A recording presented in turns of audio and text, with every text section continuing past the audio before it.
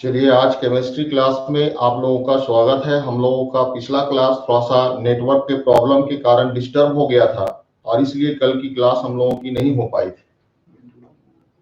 लेकिन नेटवर्क का प्रॉब्लम था, वहां जहां से आता है नेटवर्क, वहीं से प्रॉब्लम होने के कारण कल की क्लास हम लोगों का स्थगित हो गया था।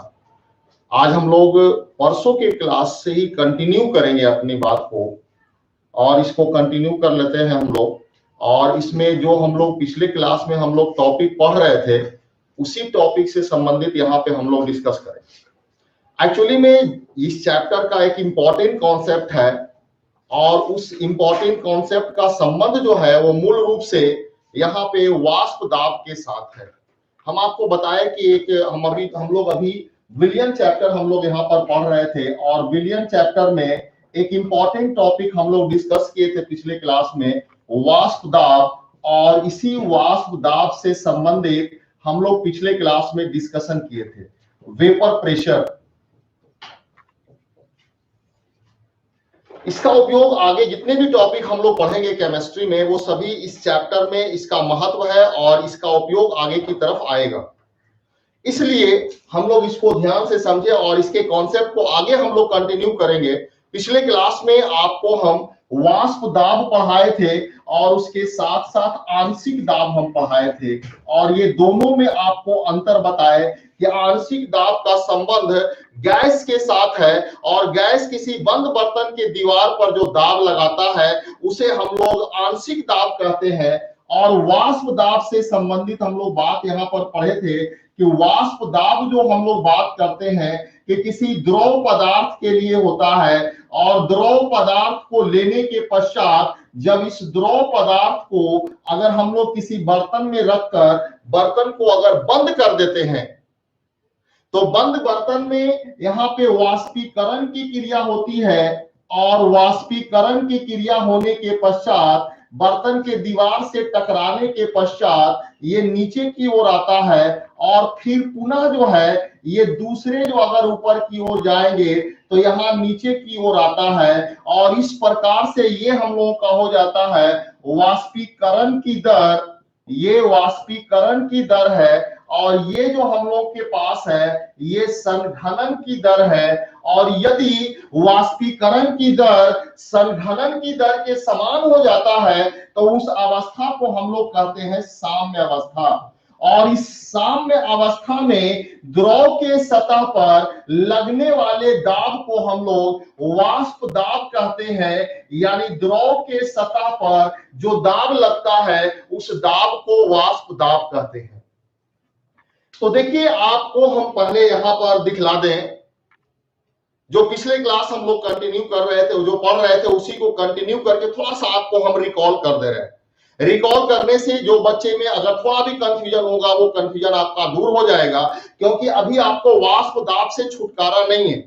अभी वाष्प दाब स्टार्ट हुआ है और बार बार ये आगे की तरफ आपका उपयोग होगा और जो चीजें बार बार उपयोग होती है हम लोग उसको 100% अपने दिमाग में सेट कर लेते हैं, जिससे आगे की तरफ समझने में हम लोग को किसी प्रकार का दिक्कत न हो। तो हम लोग दो टर्म यहाँ पर जो देख रहे थे, एक टर्म हम लोग के पास था आंशिक दाब और दूसरा टर्म यहाँ पे हम लोग के पास था वाष्प दाब। तो कि अगर कोई भी बंद बर्तन है और इस बंद बर्तन के दीवार पर गैस के किसी एक अवयव के द्वारा लगने वाले दाब को आंशिक दाब कहते हैं। ध्यान से समझिए, आंशिक दाब और वाष्प दाब, क्योंकि फिर इसको आगे हम लोग अभी जस्ट कंटिन्यू करेंगे और इस पर आधारित आपको ऑब्जेक्टिव भी बनाएंगे और देखेंगे कि आपको कितना अच्छा कॉन्सेप्ट यहाँ पर हुआ है। इस बात को आपका भी तुरंत टेस्ट हो जाएगा। तो इसलिए पहले ध्यान से समझिए, फिर इस पर आधारित हम क्वेश्चन देंगे, आपको बात समझ में आ जाएगी। तो यहां देखिए, दोनों में अंतर क्या है ये समझें। एक है आंशिक दाब और दूसरा यहां पर है वाष्प दाब। आपको बताया कि कोई भी अगर बंद बर्तन है और बंद बर्तन के दीवार पर अगर तीन यहाँ पर विभिन्न प्रकार के गैस है, यानी ए, बी और सी है, और तीनों को अगर फूंक मारते हैं बैलून के अंदर, तो फूंक मारने के बाद जो यहाँ पर तीन विभिन्न प्रकार के गैसेस हैं, तो एक अवयव के द्वारा लगने वाले दाब को आंशिक दाब कहते हैं। आंशिक माने होता है थोड़ा सा, थोड़ा सा दाब यहाँ पर लगेगा तो गैस के किसी एक अवयव के द्वारा लगने वाले दाब को आंशिक दाब कहते हैं। किंतु हम लोग जब वाष्प दाब की बात करते हैं तो वाष्प दाब यहाँ पर किसी द्रव पदार्थ को अगर बंद बर्तन में रखते हैं तो बंद बर्तन में रखने के बाद वाष्पीकरण की क्रिया होती है। वाष्पीकरण के पश्चात दीवार से टकराएगा, टकराने के पश्चात नीचे की ओर आता है जिसको संघनन कहते हैं। जब वाष्पीकरण की दर और संघनन की दर दोनों बराबर हो जाता है तो उस अवस्था को साम्य अवस्था कहते हैं। और साम्य अवस्था में वापस आने के बाद द्रव के सतह पर जो लगने वाला दाब होता है उसी दाब को हम लोग कहते हैं वाष्प दाब। ये हम लोग पिछले क्लास में डिस्कस किए थे और इसका हम लोग चर्चा कर रहे थे। हम आपको फिर से दोबारा यहाँ पर इसलिए बता रहे हैं ताकि इसका भी आगे भी उपयोग होने वाला है। आपका कॉन्सेप्ट जब तक इससे क्लियर नहीं होगा तो आगे भी बात समझ में नहीं आएगी। इसलिए अभी जो आप लोग देख रहे हैं वीडियो, आपको अगर पुराना क्लास अगर याद नहीं तो उसको फिर से एक बार रिकॉल कर लीजिए। हम आपको फिर आगे की तरफ कंटिन्यू कर लेंगे। इस पर आधारित आपको 2 ऑब्जेक्टिव भी आपको बना करके दिखाएंगे। आपका अगर आंसर सही आ जाएगा तो इसका मतलब है कि आप सही समझ रहे हो, और यदि अगर रॉन्ग है तो कहीं ना कहीं आपको कंसंट्रेशन बनाने में दिक्कत है। बहुत भारी टॉपिक नहीं है, टॉपिक बहुत इंटरेस्टिंग है क्योंकि एक दूसरे के साथ कनेक्टेड है। आप थोड़ा भी अगर ध्यान देके आप पढ़ोगे तो आपका ये 100% कंप्लीट हो जाएगा। और आपको बता दें कि इस चैप्टर से हर साल क्वेश्चन आता है, कोई भी ऐसा साल नहीं है जिस साल आपको क्वेश्चन इससे नहीं पूछा गया। यानी इससे क्वेश्चन हम लोग को मस्त है कि आता है, इसलिए इसको ध्यान से आप पढ़ें और पढ़ करके आप इसको समझिए।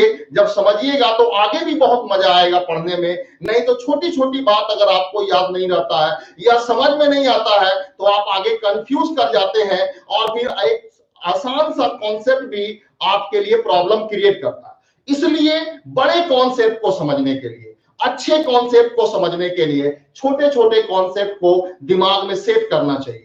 तो अभी हम आपको 2 टर्म यहां पर सिखलाए।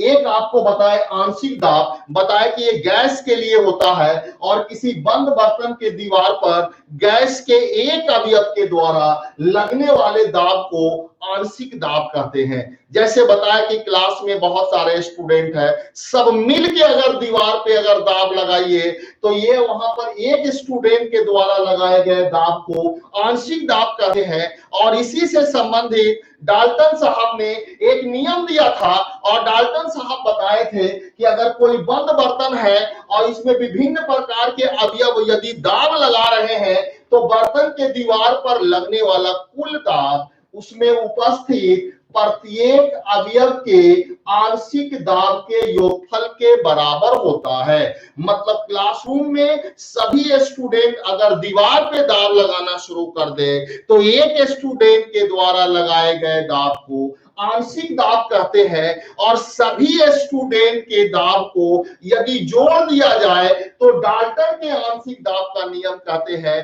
डाल्टन के आंशिक दाब के नियम का उपयोग अभी हम लोग रोल्ट के नियम में करेंगे। इसलिए आप अगर ये समझते हैं कि इसको पढ़ करके हम भूल जाए तो ये आपके लिए अच्छा नहीं होगा, बल्कि आपको इसको याद रखना है क्योंकि इसका आगे उपयोग भी बनता है। तो आंशिक दाब यहाँ पे आपको हम समझाए कि आंशिक दाब एक्चुअली में कोई अगर बंद बर्तन है तो बंद बर्तन में गैस के एक अवयव के द्वारा लगने वाले दाब को आंशिक दाब कहते हैं। और इस बंद बर्तन में जितने प्रकार के भी गैस है प्रत्येक अवयव के जो आंशिक दाब है उनको अगर जोड़ दिया जाए तो कुल दाब यानी पी टोटल जो होता है वो उस बंद बर्तन में उपस्थित प्रत्येक अवयव के आंशिक दाब के योगफल के बराबर होता है। जैसे आपको बताए कि क्लास में अगर सभी स्टूडेंट के द्वारा लगाए गए दाब को कुल दाब कहते हैं। यानी सभी स्टूडेंट के द्वारा लगाए गए दाब को अगर जोड़ दिया जाए तो जोड़ देने के बाद उस दीवार पे लगने वाले कुल दाब के बराबर हो जाता है।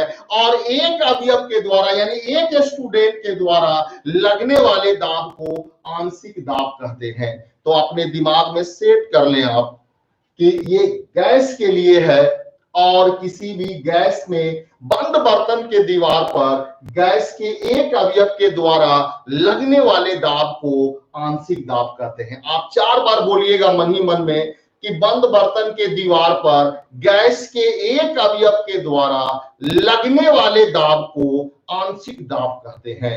किसी बंद बर्तन के दीवार पर गैस के एक अवयव के द्वारा लगने वाले दाब को आंशिक दाब कहते हैं।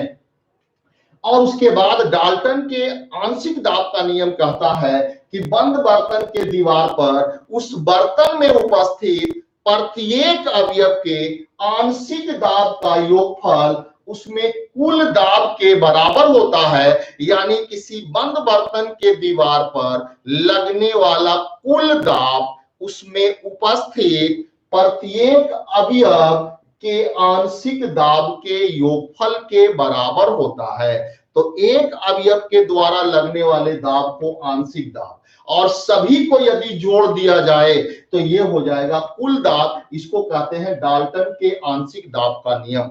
ये बस इतने ही यहाँ पे महत्व है। आगे जो हम लोगों का इंपॉर्टेंस होगा वो वाष्प दाब का महत्व अधिक है, और इसी पे आधारित आगे भी हम लोग डिस्कशन करेंगे। इसलिए इससे संबंधित जो भी पॉइंट्स हैं वो आपको एकदम क्लियर होना चाहिए।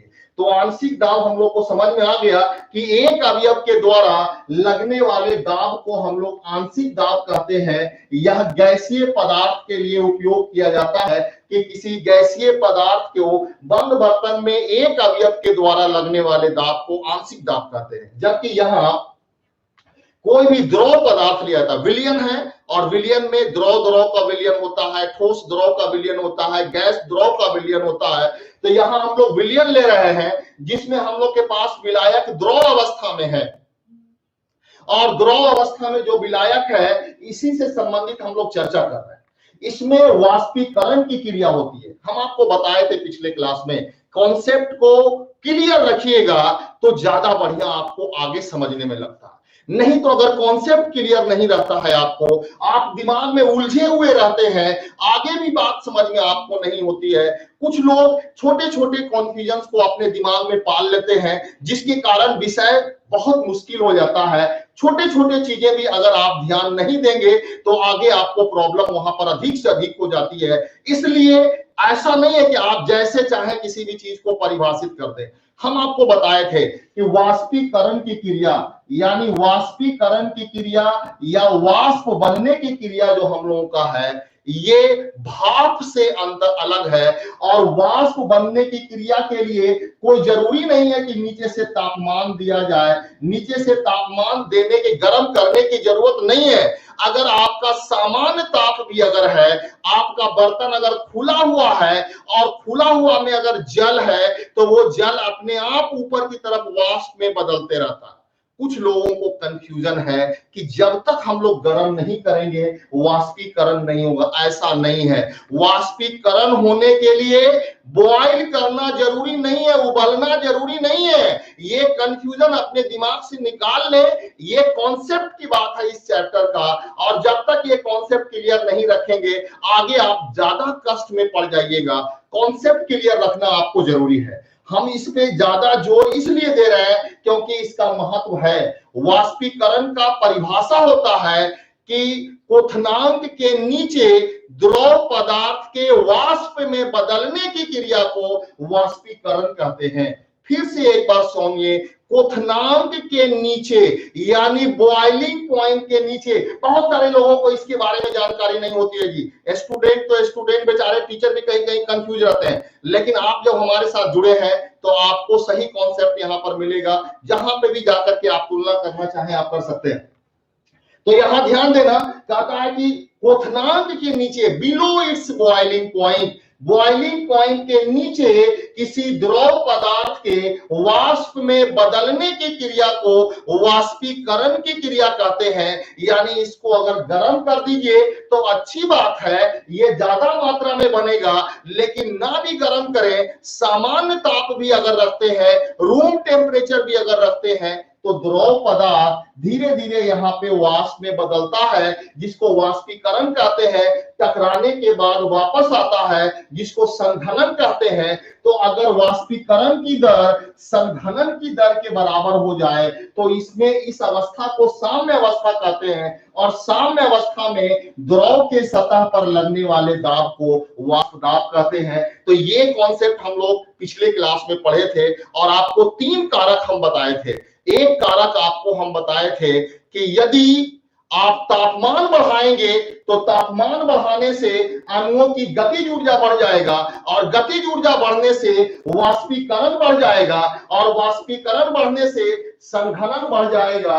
और इस तरह से जब संघनन यहाँ पर आपको बढ़ जाएगा तो संघनन बढ़ने से इसके सतह पर लगने वाले दाब का मान भी बढ़ जाएगा। तो हम लोग कह सकते हैं कि ये जो वाष्पीकरण वेपर प्रेशर का मान जो है वो टेम्परेचर के समानुपाती होता है। जितना अधिक तापमान बढ़ाइएगा वाष्प दाब का मान भी उतना ही अधिक हो जाएगा।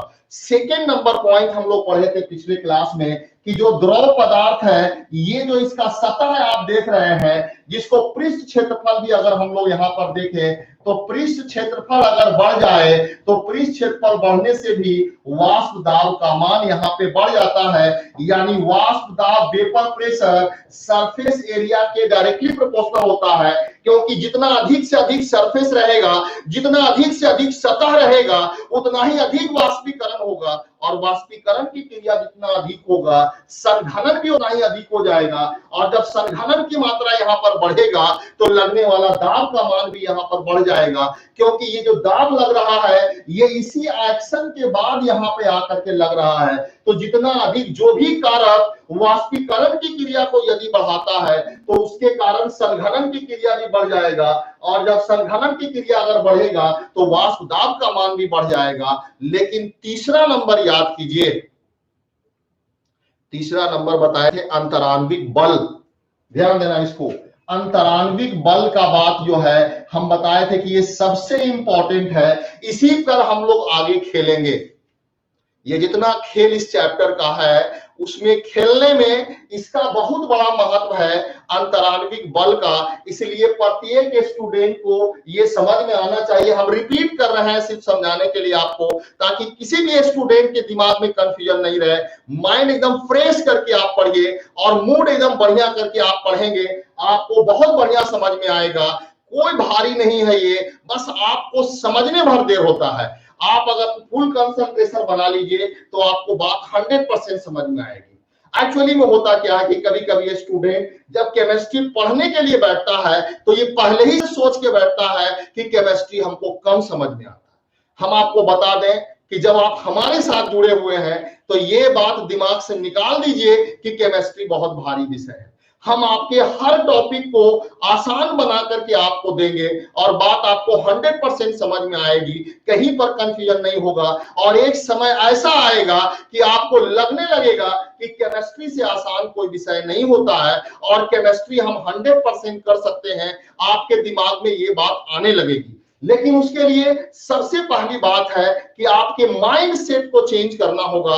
आप अपने दिमाग का पहले सेटिंग को बदल दीजिए कि हमको केमिस्ट्री आसान लगेगा यदि हम सर के साथ जुड़े हुए हैं तब। ये नहीं कि पहले से भार लेके बैठे हुए हैं कि केमिस्ट्री बहुत भारी विषय है, कम समझ में आता है, ऐसी बात नहीं है।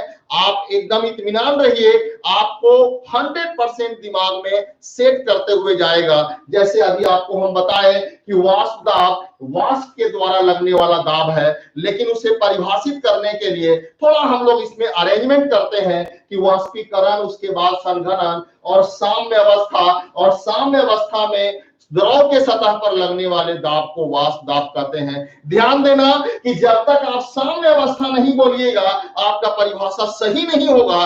कारण यह है कि साम्य अवस्था में जितना वाष्पीकरण होता है उतना ही संघनन होता है, और इसीलिए ये दाब इसको यहाँ पे सूचित करता है। तो साम्य अवस्था बोलना जरूरी है, आप नहीं बोलेंगे हो सकता है कि एग्जामिनर आपका नंबर काट ले। और ये बहुत दुख की बात होती है कि हम मेहनत से रट्टा मार के जाएं, खूब बढ़िया से हम याद करके जाएं, और एक शब्द छूट जाने के कारण एग्जामिनर मेरा नंबर काट ले, तो फिर ये बहुत दुखी वाला बात हो जाता है।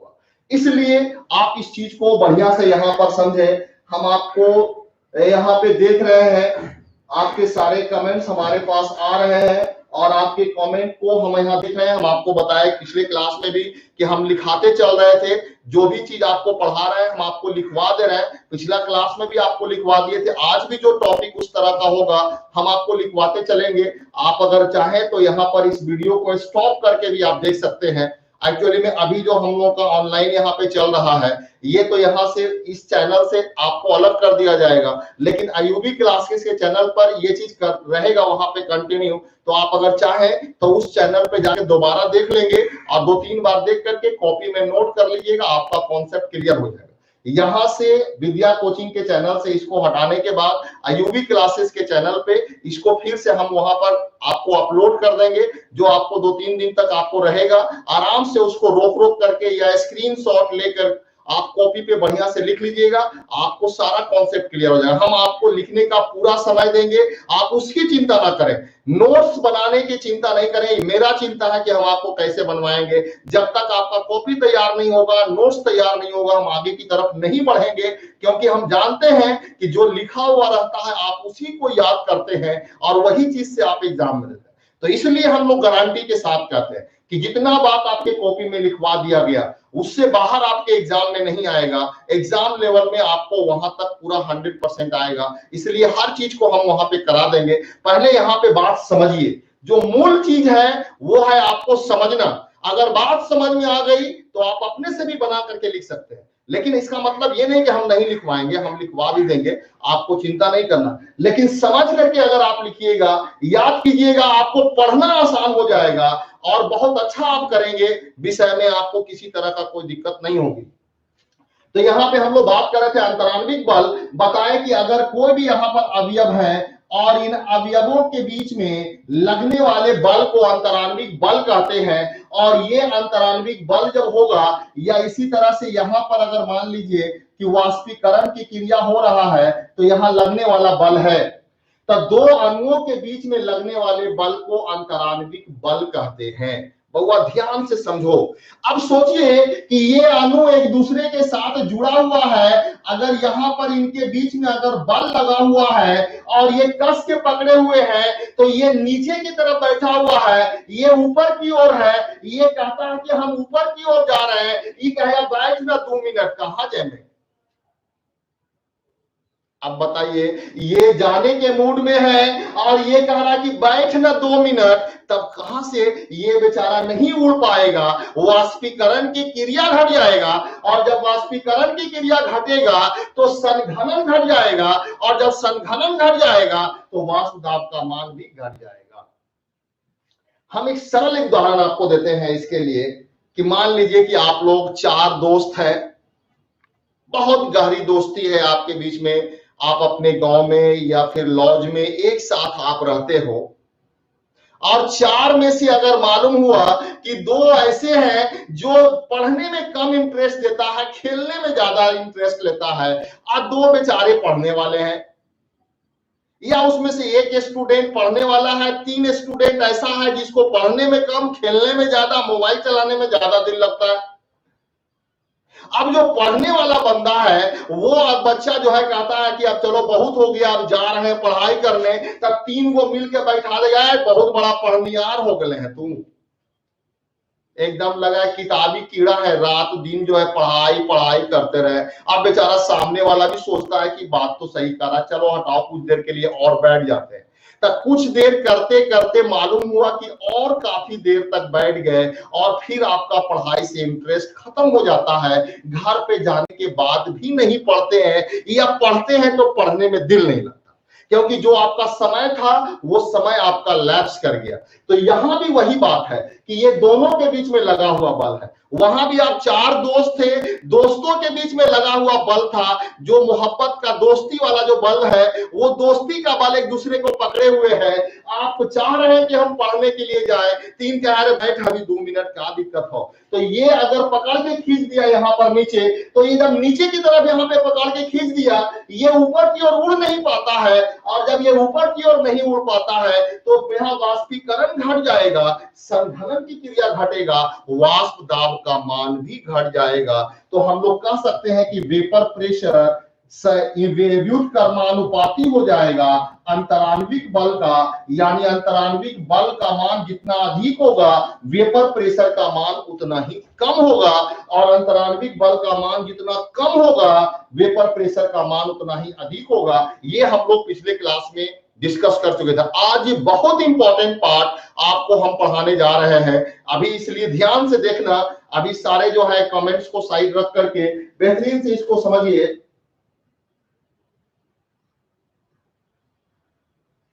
तो यहाँ पे 3 पॉइंट को समझने के बाद आज का जो हम टॉपिक यहाँ पर देने जा रहे हैं ये बहुत इंपॉर्टेंट है आपके लिए, क्योंकि यही आगे की व्याख्या करेगा रॉल्स लॉ, और रॉल्स लॉ के आधारित जो क्वेश्चन हम लोगों से 12वां में पूछता है वे सारी चीजों का व्याख्या जो होगा वो इसी पे आधारित होगा जो अभी हम आपको पढ़ाने जा रहे हैं।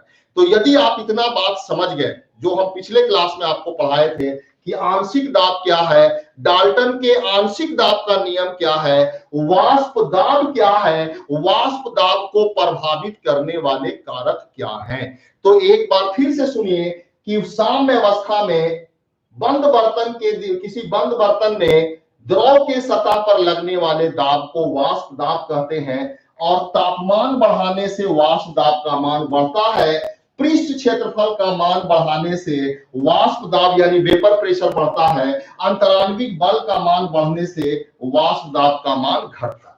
अब आइए तीसरा यहाँ पर जो एक इंपॉर्टेंट कॉन्सेप्ट आपको हम बताने जा रहे हैं उस पर जरा सा ध्यान दीजिएगा।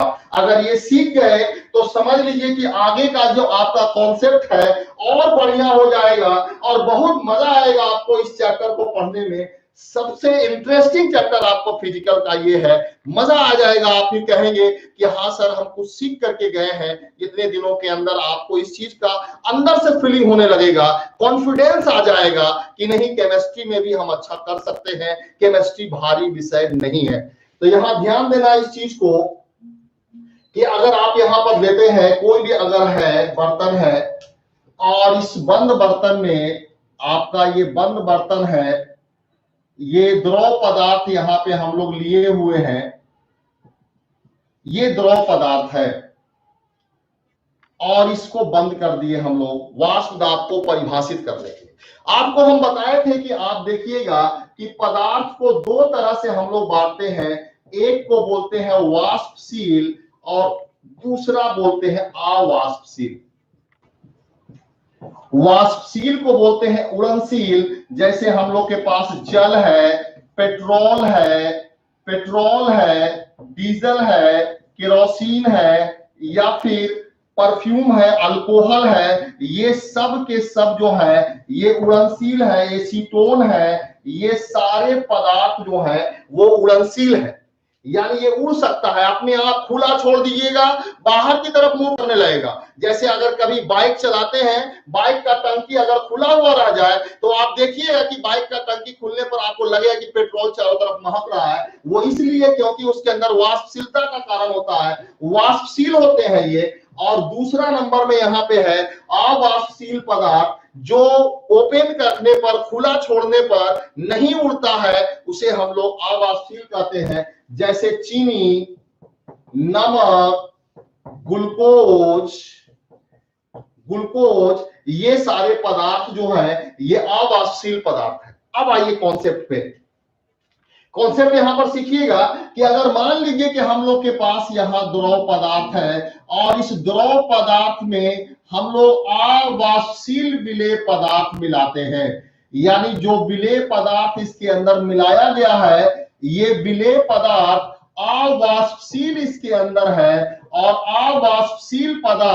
अवाष्पशील विलेय पदार्थ अगर मिला दिया जाए तो इसके बाद हम लोगों को देखना है कि वाष्प, यहाँ पर वाष्प दाब का मान बढ़ेगा या घटेगा। यदि आप ध्यान से अगर समझ रहे हैं और साथ साथ में वीडियो को ध्यान से देखने के साथ साथ यदि समझने का भी काम कर रहे हैं और वाष्प दाब को प्रभावित करने वाले कारक यदि आपको समझ में आ गया है कि हाँ आप समझ रहे हैं, तो थोड़ा सा हमको बता दीजिए अपनी तरफ से। यहाँ पे दो हम आपको देते हैं ऑप्शन कि यदि किसी शुद्ध विलायक में, मान लीजिए कि जल में, शुद्ध विलायक में अवाष्पशील विलेय पदार्थ अगर मिलाते हैं तो अवाष्पशील विलेय पदार्थ मिलाने के कारण वाष्प दाब का मान क्या होगा? नंबर ए बढ़ेगा, नंबर बी घटेगा, नंबर सी अपरिवर्तित रहेगा, अपरिवर्तित रहेगा, नंबर डी इनमें से कोई नहीं, कोई नहीं। सोचिए यहां पर क्या हो सकता है आंसर, आप लोग यहां पे आंसर दीजिए। वेरी गुड, आप लोग आंसर दे रहे हैं, सब लोग यहां आंसर दीजिए कि ये वाष्पशील विलायक है, और वाष्पशील विलायक में जब आप वाष्पशील विलेय पदार्थ मिलाते हैं तो ऐसा करने से वाष्प दाब का मान क्या होगा? वाष्प दाब का मान बढ़ेगा, घटेगा, अपरिवर्तित रहेगा, इनमें से कोई नहीं। चलिए बहुत अच्छा, आप लोग ट्राई कर रहे हैं, बहुत अच्छा। बहुत सारे लोगों का आंसर बी में आ रहा है, किसी किसी का सी में आ रहा है। वेरी गुड, आप लोगों का अपना प्रयास है, और उसके बाद हम लोग इस कॉन्सेप्ट को देखेंगे। ट्राई करना चाहिए, ट्राई करने में कोई बुराई नहीं है, कोशिश करना चाहिए, क्योंकि कोशिश करने वाले ही लोग आगे की तरफ बढ़ते हैं। जो कोशिश नहीं करते हैं वो बेचारे तो ऐसे ही पीछे की ओर रहते हैं। बहुत होगा तो गलत होगा, उस कॉन्सेप्ट को हम लोग यहाँ पे सही कर लेंगे। चलिए बहुत अच्छा, किसी का आंसर ए भी है, बी भी आ रहा है, सी भी आ रहा है, डी किसी का नहीं है। इसका मतलब ये है कि अभी जो है इतने जब आंसर आपको आ रहे हैं और आंसर अगर एक जैसा अगर नहीं आ रहा है तो इसका मतलब ये हुआ कि आपको कंफ्यूजन यहाँ पे है कहीं ना कहीं। आप लोग ध्यान से इसको समझेंगे और ध्यान से समझकर अपने कंफ्यूजन को दूर करेंगे। हम आपको कहते हैं कि यहाँ क्वेश्चन ये हम लोग के था, क्वेश्चन में हम लोग को दिया हुआ था कि वाष्पशील विलायक में अवाष्पशील विलेय पदार्थ मिलाने से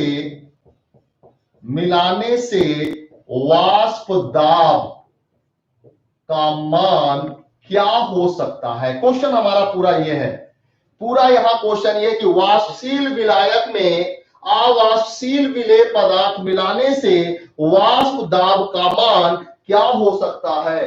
चलिए बहुत सारे स्टूडेंट का बी आंसर है और बहुत सारे का सी आंसर है, इसको ध्यान से समझिए। अभी हम आपको ये क्वेश्चन दिए हैं, और ये क्वेश्चन जो आपको हम दिए हैं वो पिछले क्लास के जो कारक थे जो वाष्प दाब को प्रभावित कर रहा था, वाष्प दाब को प्रभावित करने वाले कारक को समझाने के लिए हम आपको यहाँ पर दे रहे थे। इसलिए इसको यहाँ पर ध्यान से समझिए। हम आपको 3 कारक पढ़ाए थे कि ताप बढ़ने से वाष्प दाब बढ़ता है, दूसरा बताए पृष्ठ क्षेत्रफल बढ़ने से वाष्प दाब बढ़ता है, तीसरा आपको बताए कि यदि यहाँ पे हम लोग अंतराण्विक बल का मान अगर ले तो अंतराण्विक बल का मान लेने से वाष्प दाब का मान घटता है। ये 3 कारक था। चौथा एक कॉन्सेप्ट आपको पढ़ा रहे हैं कि यदि इसमें अवाष्पशील विलेय पदार्थ मिलाया जाए तो अवाष्पशील विलेय पदार्थ मिलाने के कारण जो शुद्ध विलायक है, जो वाष्पशील है, उसके वाष्प दाब का मान बढ़ेगा या घटेगा। ध्यान से समझना बहुआ इसको। मान लीजिए कि आपके पास यहाँ पे अगर शुद्ध जल है, और हम लोग जानते हैं कि जल एक वाष्पशील पदार्थ है, तो ये वाष्प के रूप में ऊपर की ओर जाएगा। ध्यान से समझिए, समझ में आ जाएगा सभी बच्चों को। हम आपका कमेंट देख रहे हैं और हमको सब कुछ समझ में आ रहा है। आप लोग कुछ लोग बहुत अच्छा प्रयास कर रहे हैं, और जिनको अगर जो लेट से ज्वाइन किए थोड़ा सा अगर दिक्कत है तो उसको क्लियर कर लीजिए। आपको कहीं भी प्रॉब्लम होने नहीं जा रहा, बात आपको 100% समझ में आ जाएगी। तो यहाँ पर देखिए आपको बता रहे हैं कि अगर शुद्ध जल है, ये अगर आप देखिए तो वाष्पीकरण यहाँ पर हो रहा है और ये वाष्प के रूप में ऊपर की ओर जा रहा है, ऊपर से टकराएगा, टकराने के बाद वापस आता है जिसको संघनन कहते हैं, और जब ये द्रव के सतह पे दाब लगाता है तो उसी दाब को हम लोग कहते हैं वाष्प दाब। अब जरा सोचिए, इसमें अवाष्पशील विलेय पदार्थ मिला दिए, जब हम नहीं मिलाए थे तो सभी सतह से ये ऊपर की ओर उड़ रहा था, लेकिन जब आवासशील विलेय पदार्थ मिलाएंगे तो इसके कुछ सतह पर यहां आवासशील विलेय पदार्थ रहेगा, जो ना तो अपने ऊपर उड़ेगा और ना ही नीचे वाले पदार्थ को उड़ने देगा। यानी उड़नशील पदार्थ की मात्रा यानी वाष्प की मात्रा घट जाएगा। ध्यान से समझिए, जब ये आवासशील विलेय पदार्थ नहीं था तो ये सभी पदार्थ वाष्प के रूप में उड़ रहा था, लेकिन जब इसमें आवासशील विलेय पदार्थ मिला दिया गया तो आवासशील विलेय पदार्थ मिलाने के कारण जब इसमें हम लोग आवासशील विलेय पदार्थ मिलाते हैं तो जहां जहां पे आवासशील विलेय पदार्थ रहता है उसके नीचे का पदार्थ ये ऊपर की ओर नहीं जा पाता है, यानी वाष्पीकरण का क्रिया यहाँ पे घट जाएगा। और जब वाष्पीकरण इसके नीचे वाला नहीं हो पाएगा तो वाष्पीकरण की दर घटेगा। जब वाष्पीकरण की दर अगर घटेगा तो संघनन की दर भी घट जाएगा, और जब संघनन की दर अगर घट जाएगा तो निश्चित रूप से हम लोग यहाँ पर कह सकते हैं कि वाष्प दाब का मान घट जाएगा, और इसलिए हम लोग का आंसर बी हो जाएगा। जिनका भी आंसर अगर बी है तो अंदर अंदर खुश हो जाइए कि मेरा आंसर सही है।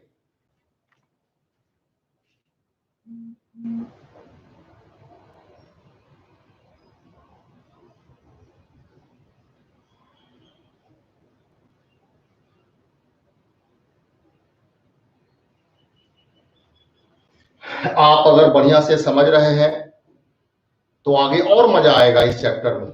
बहुत हम आपको बता रहे हैं कि इंटरेस्टिंग चैप्टर है, आपको सब कुछ यहीं पे याद हो जाएगा। आप अगर अभी आगे उलट के देखिएगा तो आपको चैप्टर बड़ा उल्टा सीधा लगेगा, एनसीईआरटी आप खोल के देखेंगे तब। लेकिन जब हम आपको पढ़ा ले जाएंगे और जिस दिन हम बोल देंगे कि हाँ मेरा चैप्टर समाप्त हो गया, आप बुक ओपन करके देखिएगा, सब कुछ आपको आईने के जैसा झलकने लगेगा कि हाँ इसमें क्या चीज है और क्या हमसे बोलना चाह रहा है। इसलिए थोड़ा सा कॉन्सेप्ट बनाइए, केमिस्ट्री को केमिस्ट्री के रूप में देखिए और उसके बाद इसके कॉन्सेप्ट को जोड़ने की कोशिश कीजिए।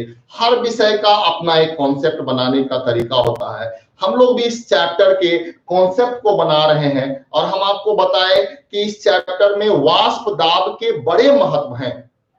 वाष्प दाब अगर आपको समझ में आ जाएगा तो आगे का समझिए कि रास्ता आपका क्लियर है, आप कहीं भी फंस नहीं जा रहे। और स्पेशली इस कॉन्सेप्ट का बड़ा उपयोग है कि वाष्पशील विलायक में आवासशील विलेय पदार्थ मिलाने से वाष्प दाब का मान घटेगा। ऐसा इसलिए होता है कि जब हम लोग आवासशील विलेय पदार्थ नहीं लेते हैं तो सभी के सभी अणु ऊपर की ओर उड़ता रहता है, किंतु जब इसके अंदर आवासशील विलेय पदार्थ अगर मिला देंगे तो आवासशील विलेय पदार्थ मिलाने के बाद जब इसको हम लोग ऊपर की तरफ उड़ा रहे हैं और आवासशील विलेय पदार्थ अगर इसके अंदर हम लोग मिलाएंगे तो आवासशील विलेय पदार्थ मिलाने से एक तो ये अपने नहीं उड़ेगा और नीचे वाले को भी जाने नहीं देगा। जैसे अगर आपकी दोस्ती अगर ना पढ़ने वाले स्टूडेंट के साथ अगर हो गया तो एक तो वो अपने नहीं पढ़ेगा, दूसरा आपको भी पढ़ने नहीं देगा, कहेगा बैठ कहाँ जा रहे हैं।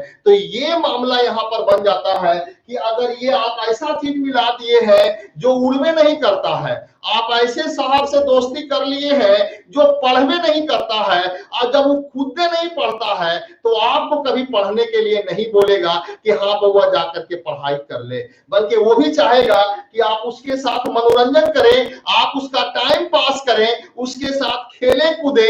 लेकिन अगर पढ़ने वाला स्टूडेंट से दोस्ती कीजिएगा तो वो भी पढ़ेगा, आपको भी कहेगा कि बहुत देर हो गया खेलना कूदना, चलो अब चल के कुछ पढ़ाई कर लिया जाए। तो यहां भी देख लो बउआ, ये आवासशील विलेय पदार्थ था, ये अपने नहीं उड़ता है। जब अपने नहीं उड़ेगा तो नीचे वाले को भी उड़ने नहीं देगा, दबाए रहेगा कि चल बैठ चुपचाप शांति से, कहां जाए मैं तू ऊपर। तो ये जो है न अपने उड़ेगा न नीचे वाले को उड़ने देगा, यानी यहाँ पे वाष्पीकरण घट जाएगा, और जब वाष्पीकरण घटेगा तो उसी के अनुसार संघनन घट जाएगा, और जब संघनन घटेगा तो वाष्प दाब का मान घट जाएगा। यानी हम लोग नियम बनाएंगे कि किसी शुद्ध विलायक में या शुद्ध वाष्पशील विलायक में अवाष्पशील विलेय पदार्थ मिलाने पर उसके वाष्प दाब में कमी उत्पन्न हो जाता है। यानी अवाष्पशील विलेय पदार्थ मिलाने से वाष्प दाब का मान घटता है। यही कॉन्सेप्ट हम आपको सिखाना चाह रहे हैं। यदि सभी स्टूडेंट का आपको अगर ये बात समझ में आ गई है तो आप लोग थंब इंप्रेशन दीजिए, हमको समझ में आ जाएगा कि सही चल रहा है। हम आगे की तरफ आपको फिर बढ़ाएंगे और एक इंपॉर्टेंट कॉन्सेप्ट रॉल्ट का नियम आपको पढ़ाएंगे, जिससे क्वेश्चन बहुत कई बार हम लोग को बोर्ड में पूछा गया है और अलग अलग प्रकार से रॉल्ट का नियम पूछा जाता है, इसलिए वहां पे हम लोग इंपॉर्टेंट जगह पे आएंगे। वेरी गुड, आप लोगों का अंगूठे का निशान इस बात को सूचित करता है कि आप लोग एकदम बढ़िया समझ रहे हैं और बहुत बेहतरीन समझ रहे हैं। अगर इसी तरह से समझते चले तो आपका केमिस्ट्री भी बहुत आसान आपको लगने लगेगा। वेरी गुड, बहुत अच्छे, बड़ा दिल खुश हुआ आप लोगों के बारे में ये चीज सुन करके कि आप लोग बहुत अच्छा से समझ गए, क्योंकि जब हम समझाते हैं स्टूडेंट अगर समझ जाता है तो लगता है कि हाँ पढ़ाना सार्थक है और बहुत बढ़िया जा रहा है, क्योंकि केवल लिखाना ये हम लोगों को नहीं है होगा। हम चाहते हैं कि छोटे जो कमजोर से कमजोर स्टूडेंट भी हैं उनको भी 100% बात समझ में आए। और इसी कारण जो बच्चे जब हमसे जुड़ते हैं तो आके बहुत बोलते हैं कि सर केमिस्ट्री बड़ी भारी लगता है सर, समझ में नहीं आता है सर, क्या मालूम 12वां में पास करेंगे कि नहीं करेंगे। हम पिछले साल की बात आपको, ये स्टूडेंट है, कई स्टूडेंट की बात, पिछले साल जो 2020 में जो एग्जाम दिए हैं उसमें भी स्टूडेंट जब आए 11वां से 12वां दोनों हमसे जहानाबाद में पढ़े थे, और उसके बाद जब आए तो बड़ा परेशान रहता था कि सर होगा सर, हम लोग पास कर जाएंगे सर। डायरेक्ट जो है 11वां में आए हैं, 10वां में उतना बढ़िया पढ़े भी नहीं है। कुछ बच्चे, एक तो बच्चा था जो 12वां भी सही से 11वां भी नहीं पढ़ा था, डायरेक्ट 12वां में आया, कहा सर पास करेंगे कि ना। देखो धैर्य रखिए, पेशेंस रखिए और ध्यान से समझिए। मेरा काम है जो बच्चा डायरेक्ट भी अगर 12वां का सिलेबस पढ़ने के लिए आया है, समझाना मेरा काम है। हम उसको समझाएंगे, उसको समझाना डेली, मतलब हर महीने में 1 दिन 2 दिन बेचारा आकर के रोता था कि सर कैसे होगा और कैसे नहीं होगा।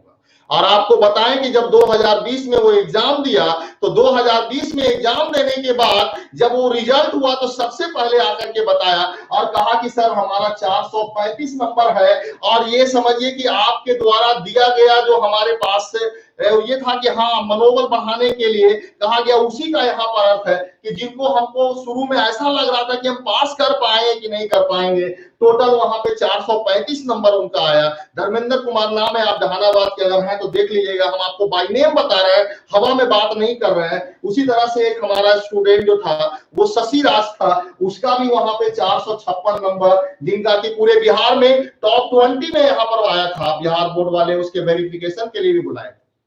और ऐसा नहीं है, हम तो इंग्लिश मीडियम वाले हिंदी मीडियम वाले दोनों स्टूडेंट को समझाते हैं। और इस बार एक समझिए कि अजीब सा जो है एक सिचुएशन बना, और इसको आप क्या कह सकते हैं कि एक हमारे पास पटना में जो इंग्लिश मीडियम में पढ़ने वाला बच्चा था और जहानाबाद में हिंदी मीडियम में पढ़ने वाले बच्चे हैं, दोनों के दोनों बच्चे का समान नंबर 456 दोनों का यहाँ पे है।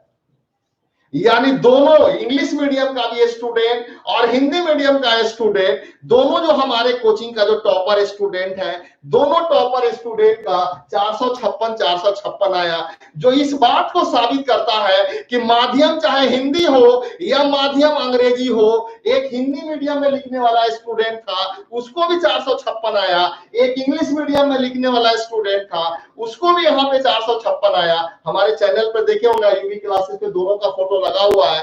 एक गर्ल्स कैंडिडेट है जिसका इंग्लिश मीडियम में 456 और एक हिंदी मीडियम का था, वो आपका जहानाबाद का बच्चा 456 लाया, जो कि आपको पूरे जहानाबाद में भी सेकेंड पोजीशन पे था। पटना में पूरे बिहार में उसका अंडर 20 लगता है कि 18वां या 17वां नंबर पे उसका पोजीशन है। तो ये पोजीशन ला रहे हैं। हमारा कहने का मतलब ये है कि आप अगर जुड़िएगा हमारे साथ सही से, कॉन्सेप्ट बना के चलिएगा। बहुत सारे लोगों को कॉन्सेप्ट नहीं रहता, उल्टा सीधा पढ़ा देते हैं, बच्चा को दिमाग में एडजस्ट नहीं करता है और उसको इंटरेस्ट खत्म हो जाता है। लास्ट में कहता है कि केमिस्ट्री विषय बहुत भारी है, जबकि बात ऐसी नहीं है। केमिस्ट्री पूरी तरह से कॉन्सेप्चुअल सब्जेक्ट है, कॉन्सेप्ट से पढ़ने के लायक है।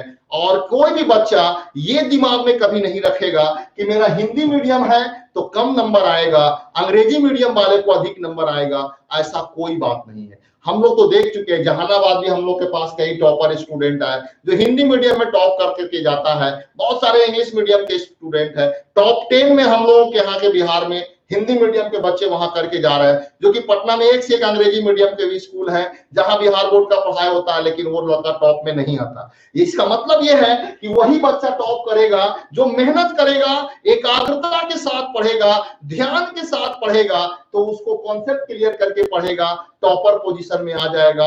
अभी आप लोगों को डर लगेगा क्योंकि अभी आप स्टार्ट कर रहे हो। जब कोई भी चीज हम लोग स्टार्ट करते हैं तो हम लोगों को लगता है कि हाँ ये बहुत भारी है, हमसे नहीं हो पाएगा।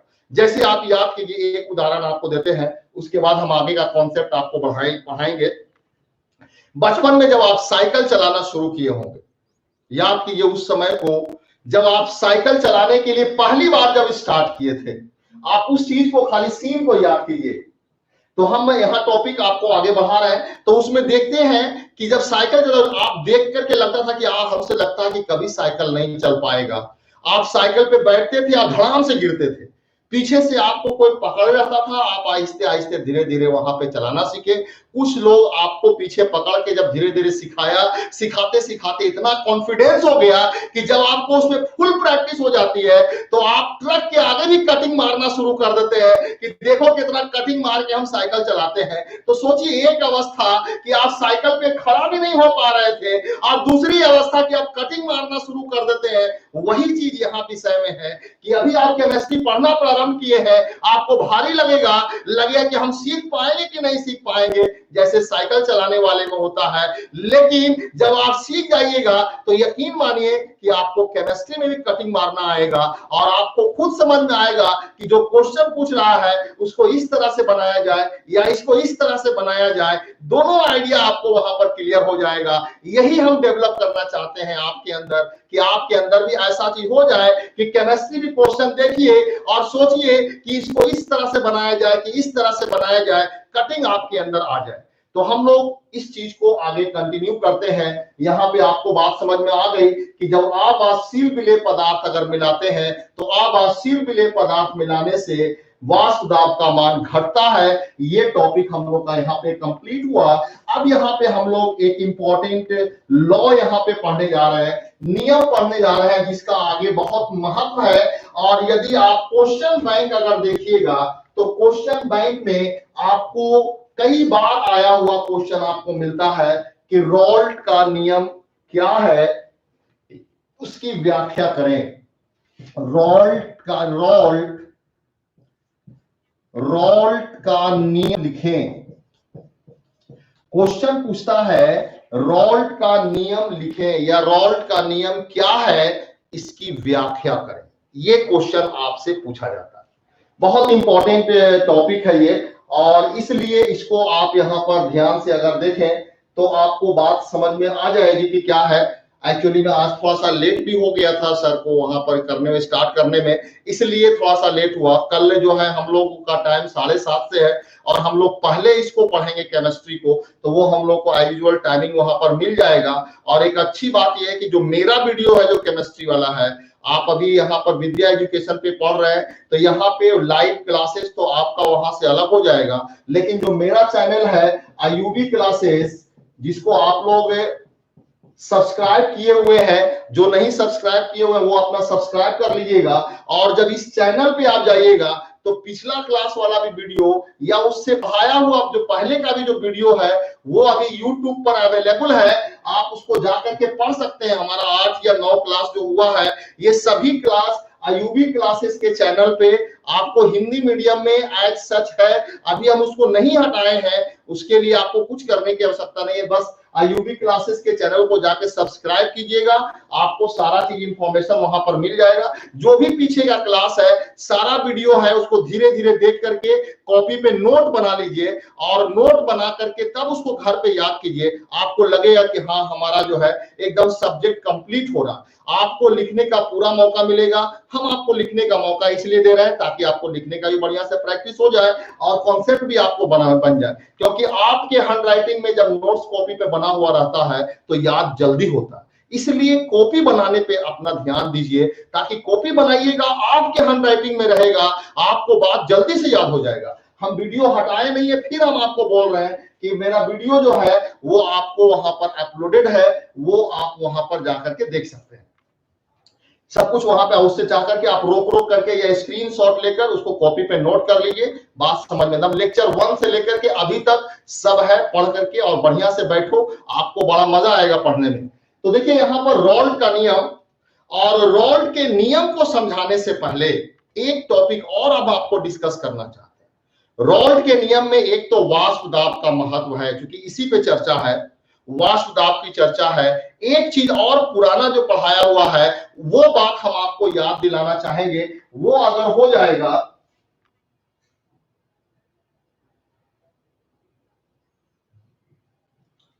तो वो क्लास अगर आपको यहां पे समझ में आ जाएगी तो आगे ये नियम आपके लिए एकदम इजी हो जाएगा। एक टॉपिक आपको हम पढ़ाए थे जिसको कहते हैं मोल प्रभाज। मोल प्रभाज, देखिए ये बड़ा मतलब जो है अजीब सा सिचुएशन है। हम पहले ही आपको बताए कि हम जो पढ़ाते हैं वो ये सोच करके कि कमजोर से कमजोर स्टूडेंट भी समझ में आ जाए। अब उसमें कमेंट में जिसको कमेंट नहीं करना है, अननेसेसरी की सर जल्दी बढ़ाइए, बहुत फास्ट कीजिए, स्लो हो गया, टाइम हो गया, ये सब तो आप भूल जाइए। यदि आपको पढ़ना है और समझना है तो जैसे हम पढ़ा रहे हैं और समझा रहे हैं वैसे ही आपको समझना होगा। क्योंकि अगर आपके अनुसार अगर जाएंगे और कहीं अगर शुरुआत में ही अगर लहरिया मारना शुरू कर दिए तो एक्सीडेंट हो जाएगा और नाक मुंह सब टूट जाएगा।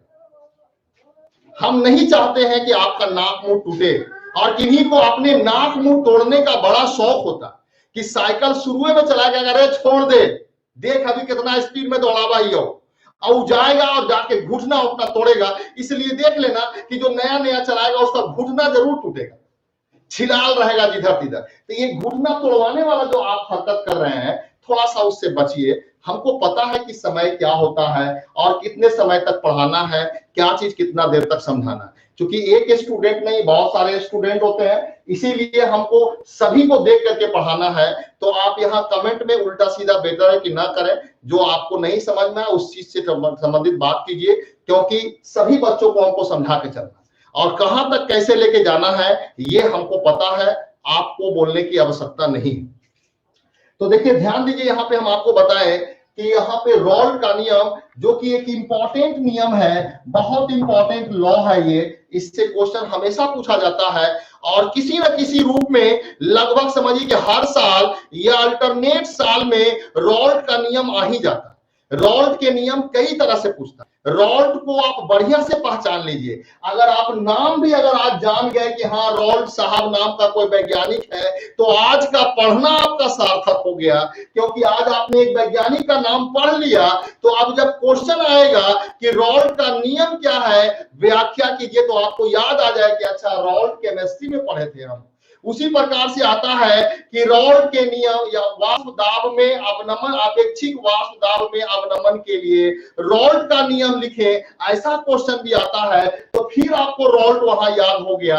उसी प्रकार से क्वथनांक में उन्नयन के लिए रोल्ड का नियम लिखे, वहां भी रोल्ड का नियम आपको आएगा। वाष्प दाब के लिए आपको वहां, उसी तरह से प्रासरणी दाब के लिए रोल्ड का नियम लिखे, उस तरह से यहाँ पे, बल्कि प्रासरणी दाब में हम लोग वान हॉफ के नियम का उपयोग करते हैं, बल्कि हिमांक में अवनमन के लिए रोल्ड का नियम लिखे, वो आपको है तो रोल्ड आएगा। सोचिए इतना इंपॉर्टेंट चीज है कि 4 तरह से ये क्वेश्चन पूछता है और आप कह रहे हैं कि सर जैसे तैसे घसीट के आगे बढ़ा दीजिए ना सर। ऐसे कैसे हो सकता हुआ? ये ऐसे नहीं चलता, बल्कि इसको ध्यान से समझिए। यही तो है, एक लोग पढ़ाते हैं कि हाँ लिखा दिए नियम, घर पे जाकर समझते रहना, और हम आपको कोशिश करते हैं कि यही याद हो जाए। ऐसा माहौल बनाते हैं, सारे चीज को पकड़ के लाके आपको देते हैं कि हाँ ये रहा, सब कुछ अगर मिल जाएगा, कॉन्सेप्ट क्लियर होगा, बात आगे आराम से बढ़ जाएगा। ये पढ़ने का तरीका, पढ़ाने का तरीका होता है। ये नहीं कि फटाफट बोलते चले गए, वैसे फिर आपको दिक्कत बढ़ जाएगा। हम बात ये कर रहे थे कि हम लोग एक टॉपिक पढ़े थे मोल प्रभाज या मोल अंश, पीछे वाला वीडियो में है, आपको फिर हम बताएंगे कि आईयूबी क्लासेस के वीडियो में ये चीज है। कहता है कि मोल प्रभाज जो है एक अनुपात है जो किसी एक अवयव के मोलों की संख्या और उस विलयन में उपस्थित कुल मोलों की संख्या के अनुपात को मोल प्रभाज कहते हैं। ये यहां पर ये आपको दिया गया मोल प्रभाज है जो हम लोग पहले पढ़ चुके हैं। यानी मोल प्रभाज में यहां पर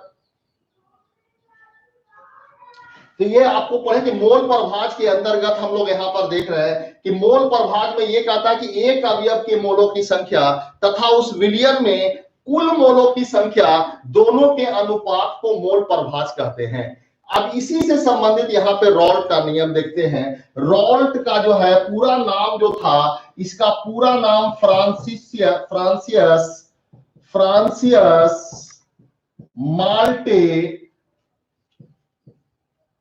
रॉल्ट है जी।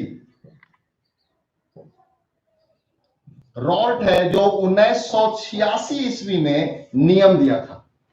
रॉल्ट के नियम के अनुसार कहता है कि कोई भी अगर वैसा विलयन है जिसमें वाष्पशील अवयव अगर उपस्थित है, तो किसी विलयन में वाष्पशील या प्रत्येक वाष्पशील अवयव का आंशिक वाष्प दाब, ये उसके आंशिक वाष्प दाब जो होते हैं या जो वाष्प दाब होता है उसके मोल प्रभाज के समानुपाती होता है। यानी किसी विलयन के प्रत्येक वाष्पशील अवयव का वाष्प दाब उसके मोल प्रभाज के समानुपाती होता है। जितना अधिक से अधिक उसका मोल प्रभाज होगा उतना ही अधिक से अधिक उसका वाष्प दाब का मान होगा। यानी अगर मान लीजिए कि आपके पास यहाँ पे बर्तन है और इसके अंदर दो अवयव हैं, यानी एक विलेय पदार्थ है जो आपके पास A है, दूसरा यहाँ पर या विलेय पदार्थ यहाँ पर B है और विलायक पदार्थ इसके अंदर आपका है, ये आपका B है, A है यहाँ पर, और ये दोनों यहाँ पर आपके पास वाष्पशील है। तो कहता है किसी भी वाष्पशील अवयव के लिए वाष्पशील पदार्थ का वाष्प दाब, कोई भी अगर वाष्पशील पदार्थ है तो वाष्पशील पदार्थ का वाष्प दाब उसके मोल प्रभाज के समानुपाती होता है। यही रॉल्ट का नियम है। विलयन के प्रत्येक वाष्पशील विलेय पदार्थ या वाष्पशील पदार्थ का वाष्प दाब उसके मोल प्रभाज के समानुपाती होता है। जितना अधिक मोल प्रभाज यहाँ पर रहेगा उसके वाष्प दाब का मान भी उतना ही अधिक रहेगा, उसका वाष्प दाब भी उतना ही। इसी को हम लोग कहते हैं रॉल्ट का नियम। रॉल्ट के नियम से संबंधित इतना पॉइंट्स हम लोग यहाँ पर देखते हैं। ये सारा हम लोगों के रॉल्ट का नियम है। इसमें और डिटेल्स में रॉल्ट का नियम बहुत इंपॉर्टेंट चीज है। इसी पर हम लोग फॉर्मूला भी डिराइव करते हैं, इस पे आधारित कुछ न्यूमेरिकल्स भी हैं। ये सारी चीजें हम आपको बढ़ाएंगे। लेकिन कल क्लास जो हम लोग का होगा वो 7:30 से 8:30 क्लास चलेगा।